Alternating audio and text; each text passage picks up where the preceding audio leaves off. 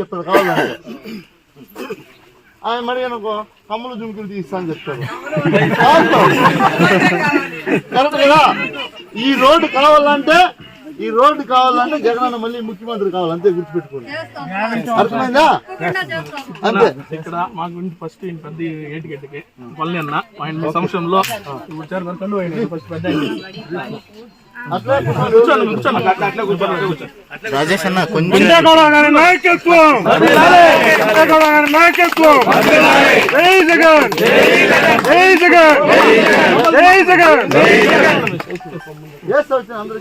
అందరికి టీచర్లు చేస్తాం. ఇదేనా నర్సన్న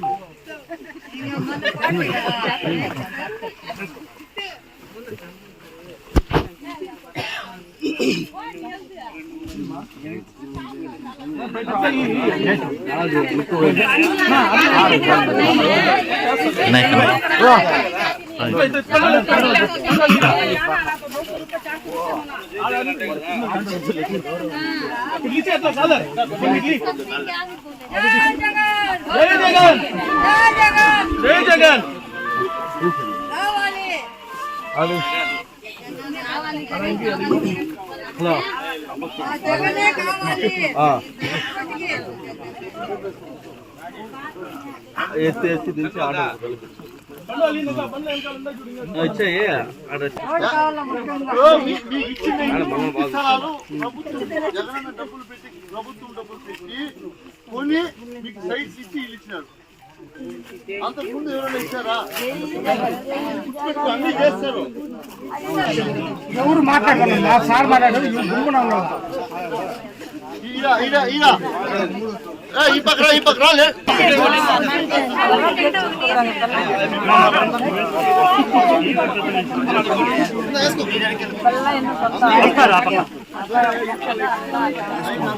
అందరూ అంటే వెనకంట వచ్చారు. రాయేష్ ఆడే అంట ఉండు.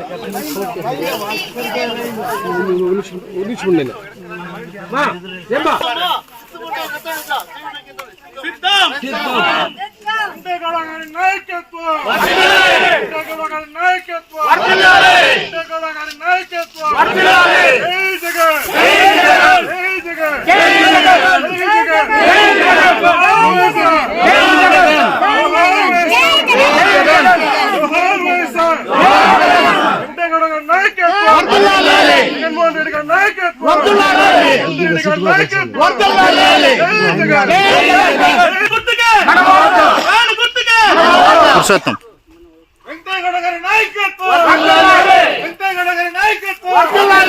జగన్మోహన్ రెడ్డి గారి నాయకత్వం. గుర్తుకే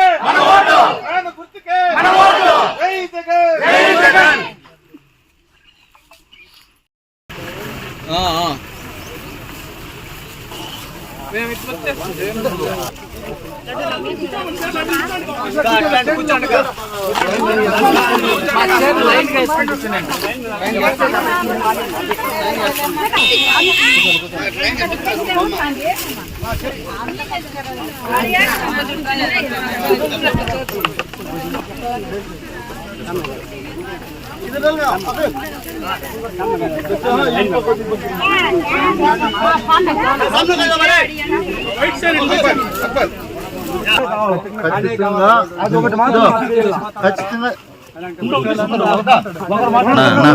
కొంచెం వెనకన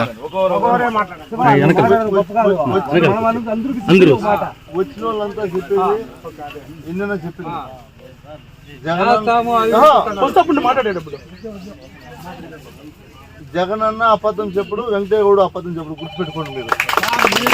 ఎలా అంటే ఇప్పుడు 2014 ఎలక్షన్లప్పుడు చంద్రబాబు నాయుడు అలివి కాని హామీలు 600 చెప్పినాడా లేదా?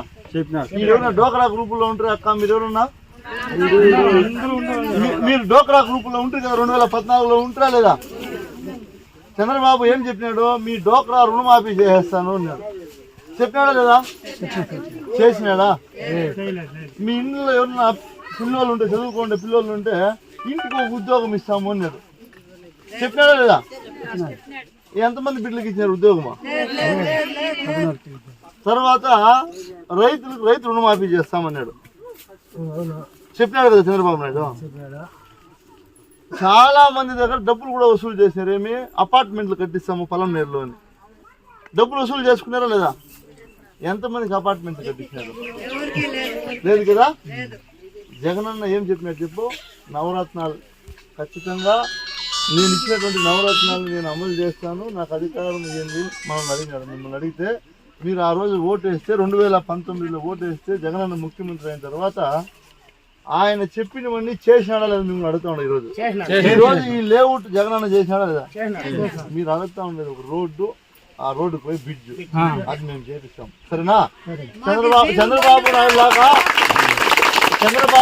లాగా తెలుగుదేశం వాళ్ళు లాగా ఎలక్షన్ల కోసం వచ్చేవాళ్ళు కాదు. మేము గుర్తుపెట్టుకోండి. మీరు చంద్రబాబు నాయుడు కావచ్చు, తెలుగుదేశం నాయకులు కావచ్చు, 5 సంవత్సరాలకు ఒక్కసారే మీ ఇంటి దగ్గరకు వస్తారు. ఏమిటి చెప్పండి, అది కూడా వచ్చేది. వెంకటేగౌడ ఎన్నిసార్లు మీ ఇంటి దాకా వచ్చినా అడిగింది చెప్పండి. ఎమ్మెల్యే అయిన తర్వాత ఎన్నిసార్లు వచ్చినా నేను ఇంతే. ఇది గుర్తుపెట్టుకోవాల్సింది. మీరేమంటే వాళ్ళకు ఓటు అక్కర ఉంది కాబట్టి ఓటు ఎట్లన్నా కానీ యామారిసి మీ దగ్గర ఓటు వేయించుకోవడానికి వస్తారు. ఓటు ఎలక్షన్ అయిపోయిన తర్వాత మిమ్మల్ని ఎవరు పట్టించుకోరు. గుర్తుపెట్టుకోండి. ఈ 5 సంవత్సరాల్లో జగనన్న మిమ్మల్ని ఎట్లా కాపాడుకున్నాడో మళ్ళీ వచ్చే 5 సంవత్సరాల్లో అట్లా జగనన్న మళ్ళీ కాపాడుకుంటాడు.